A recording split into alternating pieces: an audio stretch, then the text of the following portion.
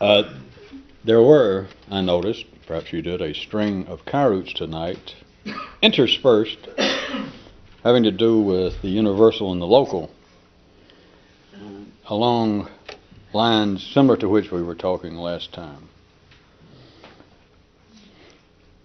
Could I point out that when I say the universal and the local, the universal would be sort of a granddaddy, sort of a total umbrella of the primary world, the world of acts, the physical world. But in the sense that I was using Kyroot and I, the term universal, it carries no connotation of religion, metaphysics, cosmic spookiness. You could start off and just look at the universal would be an absolute seamless reality. And if you talk much along those lines, an ordinary Western or ordinary sophisticated person nowadays would surely take it as being some sort of spiritual, metaphysical, occult intent, because that is where it has normally ended up. Apparently,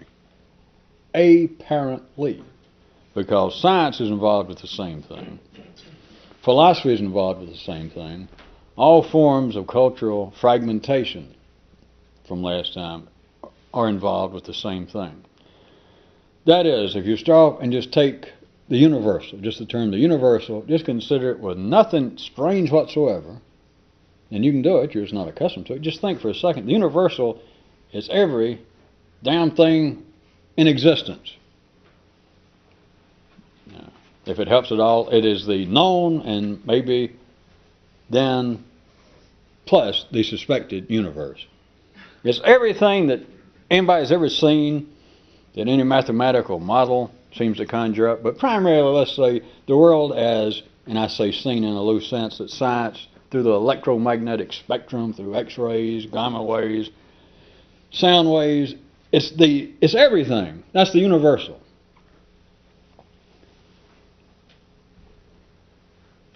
All of man, and when I say man now, I'm saying man in the sense that he's the only thinking creature with which we're dealing, or he's the only one that you know of.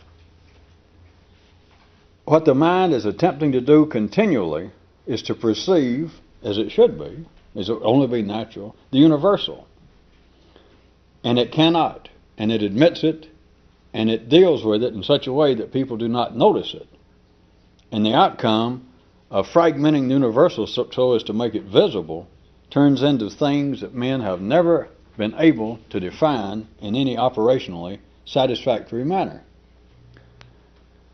Science, to lead you away from any inclination to take it metaphysically or occult or weird, science is trying to perceive the universal. I don't know whether they would use that term in the Western world anymore. If they were well read, they would probably frighten them too that, hey, if we say we're after the universal instead of, if we don't use some sort of terminology from particle physics, somebody's going to think that, some scientists would be saying this, they're going to think that I've been smoking erasers again or something, stuffing chalk up my nose and getting weird. I've been watching TV ministers. But that's exactly what they're trying to do. It is certainly, to back up a second, it's certainly what religion's trying to do. In all forms, all the rituals, all the prayers, all the theology, they keep saying to call down the heavens. There was a Kyroot tonight that, whether you saw what was going on, that said that if ordinary prayers were ever answered, the primary world would follow man like a truckload full of fat tinners with their pockets full of bricks. Because the very thing that men are praying for is to try and bring down the heavens. But what that means, and I'm sure that term is in some religion somewhere, call down the gods, but it's to bring down the heavens, to bring down the universal.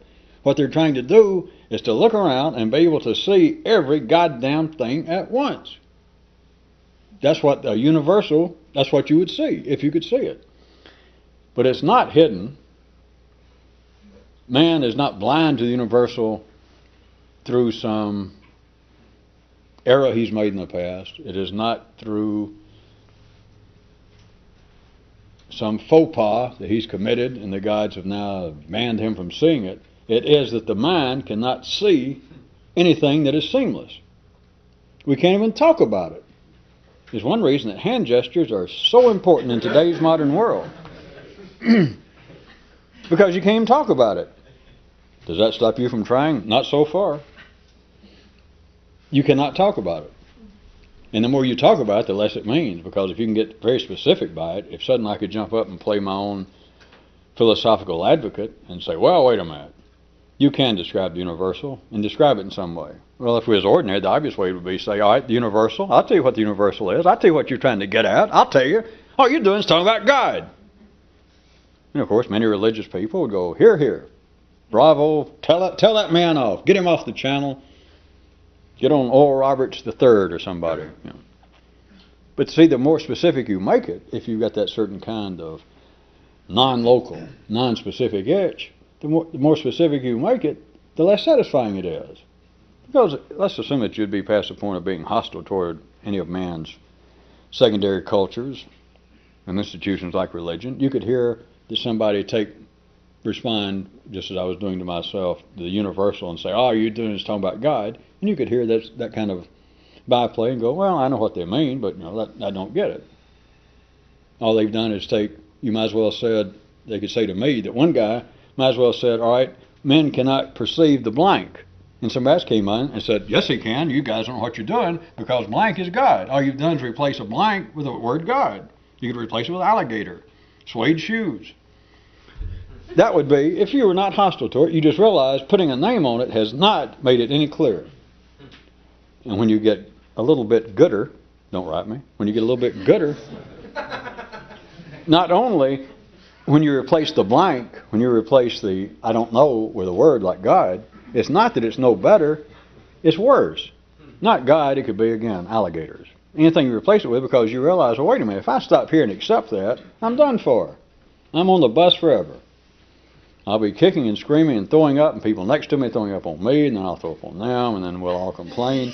But if I accept this, if I accept that what is itching me is the theory of alligators, or the lack of a unified field theory, or the concept of God, if I accept that, I'm done for. They might as well glue my butt to the seat, because I'll never get off this bus. Science, or religion, where I want you to consider that should be easy to see, that's what all forms of religion are doing, is they're taking the universal and turning it into a local reality. But one of the nice things about God is you've turned it into a local reality, but instantly you can say, he's not local, he's somewhere else. Remember, nowhere in particular, but he's just not here. In other words, yes, I have the answer. What is it? The answer is I don't have the answer.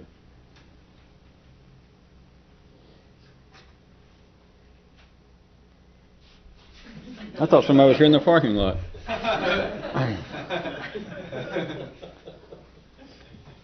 Science is attempting to do the same thing. It is not hidden. They would not use that kind of terminology, and I am sure, not because of scientists, but because of the way the human intellect works, going in certain different areas of the brain, that they would deny that there's any real correlation between the basic forms and attitudes and hungers and desires and proclamations and theories of religion as there is in science. But science is attempting to do the same thing. It is attempting to start off with a fragmented view and to turn it into universal, which they call it, last I heard, the search for the unified theory. To take all the forms of energy, all the various forms, the theories of describing the universe and the dynamics of the universe, and to get it down to one theory, which surely you hear what that is. Instead of a unified theory, you could say alligators, God, Greyhound, Trailways, TWA. And of course they would say, oh, no, you're being metaphysical or metaphorical, because that's not what us scientists are after. I know. All right, beyond all of that, and of course philosophy you surely see. But everything else, back up 1 second before I take you further, all forms of nationalism, all forms of personal identification in the secondary world, of you saying, yes, I'm a Catholic, I'm a Jew, I'm an Italian, I'm Irish, I'm Turkish, that is the same thing. You understand? It's sly, but you can see it. Is you're attempting to in some way perceive the universal, but you do it by making yourself even more localized.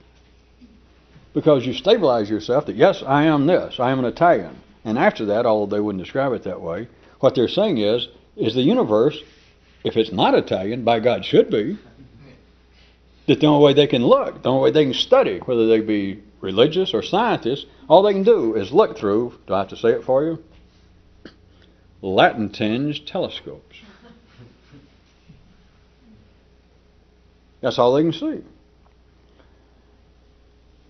Every form of a man feeling as though he can identify himself with a local neighborhood, a culture, a race, a religion, political party, an economic system, a team. Yay for the Toronto Blue Jays. Yes, I would die for the Birmingham Punters. All of that is a desire to perceive the universal. But surely you do see that from just a casual view, if you follow this at all, you would have to say, if you were going to say anything, you'd have to say, well, pardon me, folks, but you guys are going in the absolute wrong direction. You're trying to become more and more specific while saying you want to become more and more universal. And they'd say, get out of here. But that's what the religions are doing. The religions, each religion will say, well, what we're after, they could take my terms and respond to me. I'll play both parts. They can say, well, what we're attempting to do is get in touch with the universal. We're trying to perceive the universal, just like you're talking about. And the universal is God. And we pray, we have rituals, we eat certain foods, we fast on certain days, we make trips, pilgrimages. And we do all of this to try and perceive what you call the universal, to perceive the grand, cosmic, omnipotent, omnipresence of God. But all you got to do is have just a little teeny-weeny bit of sight, and you think, well, folks, that's real strange. Because the more you talk about it, the more you stamp your little feet and say, right after what they just said, that the only way to do this, by God, is to be an Orthodox Jew, to be a Shiite Muslim, to be a Buddhist. In other words, the only way to increase my sight is I will take the effort and I will more and more stab myself in the eye. Or I've got to have a more global, universal view. And to do so, I will make great sacrifices to the church, to my religion, to get more and more glue, to glue my feet right here and make my stand. Once you see it, it's fairly easy and there's nothing wrong. But what I want you to consider is beyond all of that, behind all of that, is that the human mind, anyone's mind, Latin, Italian, French, Catholic, Jew, Hindu, has nothing to do with that. It's the nervous system. The brain itself cannot operate unless it is fragmented. Put it to you another way, it will not run except off of the energy available here, which is polar-based. It's all a matter of one-way streets. It's all polar-based energy. And so if there is such a thing as universal, which there is, beyond any metaphysics, it's just everything. You cannot walk outside. You physically cannot walk outside. I mean, I've tried to point out little tricks like this. It's no great thing, but as you walk out right now, if we all go outside, and I said, all right, physically, let's walk outside. It's a nice, clear night. We're not in a smoggy area. And just walk outside, and let's say that your eyesight, I don't know what it really, counting peripheral vision, you know, what kind of degree is that? Would anybody guess? 100 degrees? Just walk out and try and look up and just take in that much, that arc of a sky. And don't stare at any particular star or anything, just kind of, you know, make your mind become some sort of impartial camera and just look up.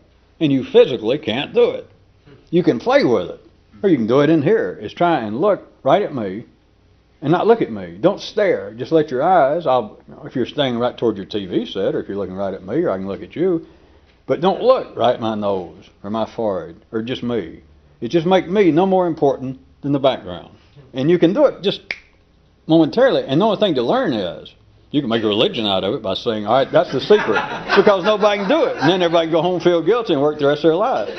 But the point is, you can do it. You can do it enough to realize, hey, this is not normal. And if I could do it, it'd take all my damn life, and then what would I accomplish? I don't know. Don't write me. But that is how rituals start, and that's how great metaphysical efforts of, I will sit and contemplate my navel, or that woman's navel, perhaps, for the next 30 years, and I won't move. You can if you want to. You know. I am going to get to the point that my mind will just stop. Perhaps you can. You know, perhaps, I don't know, 50 or 60 years of trying, maybe you can. Which, I don't know. Maybe it's fashionable to be 60 or 70 years old and then be crazy. The only thing that somebody who wanted to get off the bus would learn from attempting to do things like to look and not stare. To be able to sit down, of course they make it even more complicated, but to be able to stop your mind, like the great old Buddhists and Zen and many other religions, and try and calm the surface of the mind. It is not natural, which you've always got to begin with religion. All you got to do is tell people, who's ready to suffer? And everybody says, yeah. All right. And you can give it to them. All right, from now on, here's the secret to our new religion. Don't suffer. And you got them. The attempt, I just wanted to say, the only thing that a reasonable, a would-be revolutionist would ever learn from running across some form of meditation, or just what I said, of trying to look at something and not stare at it. To look at me on TV or in person, and that I am no more important. That I stand out no more visually than all this. That it's just like, oh, you can't do it. And the only thing to do is to go, hey, you can't do that. Or it's not natural. And I don't mean just a little unnatural. It just got to strike you, because it shouldn't take you over another 30 seconds or another 2 or 3 times. You can think, all right, maybe I'm not used to it. Try it again. It just hurts. You can't do it. Or as I said, if you can do it, it'll take you 40 or 50 years, and more power to you. That is what the intellect is faced with vis-a-vis my description of the universal and the local. You cannot take in everything. And there's one simple reason. It's not metaphysical, it's not spiritual, it's not psychological. God forbid. For those of you that think you're too helped, well, I don't worry about the metaphysical part. It's not psychological. It's chemical. It's physical. You cannot look without staring. You cannot take in the universal. All you can do, one of the Kyroots in here point out, that it is only when the mind fragments the universal, makes the universal local, it is only then that the mind is alive. It is then that the secondary world becomes a reality. It is then that a man is a man, with a small m. That is, a man who can think. Because the only way you can think is on a local level. And you know by now that by local I mean everything. Every name in the world is a manifestation of the local. Language is local in the secondary world. It's not growling. It's not making a face at somebody. It's not scaring off a baboon or a guy next door that's about to back into your car. All talk is local. All names are local. Staring is local. Fragmentation is local. But it's not a misstep. It's the only way that man can be conscious. Then, once you see that, it's almost as though you are trying to run a merry-go-round backwards. Not really. Because people have tried to, they've stumbled around this verbally for thousands of years, saying, wait a minute. And it turns into the whole thing, I got to get back to the Garden of Eden. At one time we were in paradise. At one time we were whole. At one time we were perfect. At one time we were real happy, satisfied people, and something happened. Well, that's what happened was you became people. But there is no going back. It's just suicide. It is more is why I continue to use things like merry-go-round, or I used to specify sometimes it's merry-go-round on a worm screw. It goes around, but if you're a revolutionist, when it comes back around, you're not in exactly the same level. It's like being on a bus for a while, and you go back and forth, let's say, between Akron and East St. Louis. But every time you do, it's as though the pavement rose a few inches, back and forth, back and forth. What you're attempting to do is see the universal. But then you've got to realize that were it not for the mind, which is a fragmenting instrument. The mind will not work without making the universal local. The mind will not work to begin with unless you are a blank, blank, blank, blank, blank. Fill it in. Unless you are a Northern, Irish, Catholic, man, Caucasian, homosexual. It is only then that the mind works. It is only then that you have fragmented the universal into such a way, it's like you walk outside. You're born, you walk outside, and it's like the world's largest. I'm talking about how about the universe's largest pumpkin pie? And you can't eat the whole thing. You got to, slice off a piece and then try to work on it. But as soon as you slice a piece, then it's like, from the Western religion, the gods went. Or Michelangelo. It's then you go, aha, now I'm alive. But as soon as you're alive, you're fragmented. That is, you're alive here. So then the point is, science, religion, you, drunks, people taking dope, everybody that's just fairly sane to varying degrees are trying to see the universal. That's what they're doing when they root for the home team. That's what they're doing when they say, by God, we'll go fight those dirty people on the other side of our borders. Or when a man says, I will support my church, I'll support my candidate. If we can ever get our political party in office, then things will be good. All of that is the same thing. Trying to succeed in the world, trying to get rich, trying to be famous is all the same thing. It is you're trying to expand yourself from this local, fragmented reality. And it doesn't matter how you describe it, because once you see it, and it's no offense to either drunks or religious people, but going to Mass is the same thing as going to a bar. Drinking alcohol is the same thing as meditating. Getting out in a crowd of people and hollering, kick their asses, hit a homer, is the same thing as drinking. It's the same thing as praying. A man sitting around trying to figure out what would happen to gravity as we know it if you could get into a black hole, really. That's the same thing as saying getting cocaine. It's the same thing. You are attempting to unfragment yourself. I hesitate, as you notice, to say that because that's not really it. That sounds like it's too much of repairing something. But that's what I just want to give you another way to look. That's what you're attempting to do. People normally, from religion through science and other places, they want to use a more positive view, which they should. These things, they'll just shout like, expand your consciousness, expand your awareness. But that is what people are trying to do by such methods as, for instance, drinking, which all you got to do is have to drink in your life and have any sense to realize if there's anything in the world that is, the antithesis of expanding your mind is alcohol. No offense to Clem Motlow and Jack Daniels and everyone, God bless them. But, to put an ounce of alcohol in your brain, to get up there, it won't take but a few seconds, you know how to do it. You could say, well, you got to know. That has got to be the furthest thing removed from trying to expand your awareness. If anything, it's like you've done this. But it's the same thing to say, yes, I'm a Catholic. What I hear? Who was that was picking on a Catholic? It's the same thing. Or to holler, yay, Pittsburgh. And somebody says, yay, Atlanta. And you go, well, you dumb son of a bitch, and start to hit somebody. It's the same thing. The same thing. If it was possible, and you can surely hear it, some of you, it's obvious you did, although everyone alive and sane is attempting, I say they are, its life itself is continually expanding and growing, but each individual, what they're doing, attempting to get rich, get famous, attract a better class of friends, drink, take dope, become a reformed dope addict, be religious, be philosophical, improve your mind, go back to night school. It is all an attempt, as life is doing itself, and you're right there in the middle of it if you're sane. Life is attempting to become more universal, to expand itself, and you are too. But look at all the things people do is what I'm trying to get you to see, because we finally hit an easy one, obviously. People drink,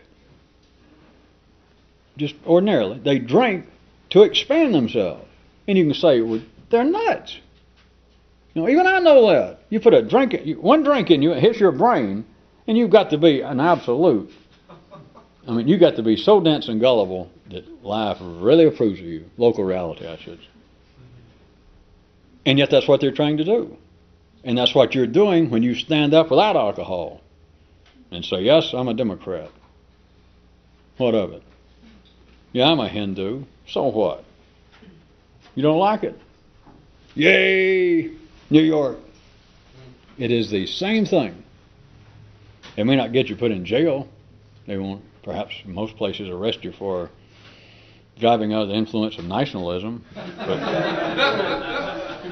as far as expanding your conception and getting closer to the universal, in one sense, and it's quite real, do you see that you're going in the opposite direction? And yet, if you could get an ordinary person to hear that, well, just check the ordinary side of your own brain. If they went, for whatever reason, they thought, well, that sounds right, or it's an interesting theory, and you get them to hear that, and they went, well, that is interesting. I'll think about it, maybe even try it. And they walk out the door. What in the hell are they going to try? Where can you go with that? You can't even get to East St. Louis on that. Not even on a child's ticket. Because you say, well, all you're saying is, however you're thinking is don't think that way. I couldn't have said it better. But then they're left with, well, how do I think? Jesus, I have to tell you everything? Nobody else, an ordinary man has no fallback position. Now, there's a Kyroot point out tonight that said don't bother to pack one because everyone's already got a parachute. But a parachute's not a fallback position. And if you get an ordinary man, and you can't, but if you get an ordinary sane man to hear some of this, and he went, all right, you're right. When I hear you talk about the universal, that's exactly, I would like to know what life's about. I would trade my new car, I'd give up my job, I'd give up my desire to be famous. If I actually knew what life's about, if that's what you mean by being able to, in some way, think in a less fragmented manner to perceive the universal, I'd give up everything. They can't give up everything because if they could, which is what they try to do with religion, meditation, all kinds of rituals, that's what they're attempting to do, is to let go. That's what they're attempting to do when they describe it, the kinds of Zen schools and meditation about to just make the mind blank. That's what they're trying to do, is to stop the fragmented thinking. But if they did, what has an ordinary man got left? I mean, besides nothing. You're right, nothing. That's what he had. They would simply be nuts. Literally. That if a man could sit there and go through the kind of, as you probably heard it, or seen it in movies, if somebody could sit there in a monastery somewhere in Tibet or China or Japan, and finally, after many decades, get their mind to go blank, what you read, what shows in the movie is this moment of satori, the aha, enlightenment. It'd last that long, and right after that, they'd turn into animal crackers. They'd have to come take the man away because he got nothing to fall back on. He's got a parachute, and the last-ditch parachute is insanity. That if you're an ordinary person and your mind was taken away, the fragmentation, which you don't have to do it through just meditation, certain kinds of primary stresses, certain kinds of secondary stresses can make people, as they call it, just snap. It's not all that common, but it does happen. But they got a parachute. Nuts. Insanity. And they got even additional parachute in civilized environs, which most places are. They got us. They go nuts and we take care of them.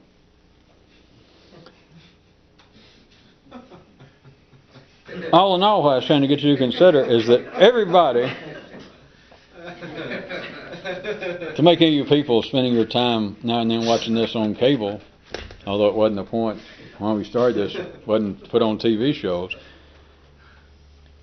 what you're trying to do, what everyone's trying to do, regardless of how this sounds at times, everyone is attempting to perceive the universal. Everybody is trying to figure out what's going on. Everybody would like to look around and just know what the hell is going on. How about that? The mind is not made for that. The mind is made to chop everything up into little pieces.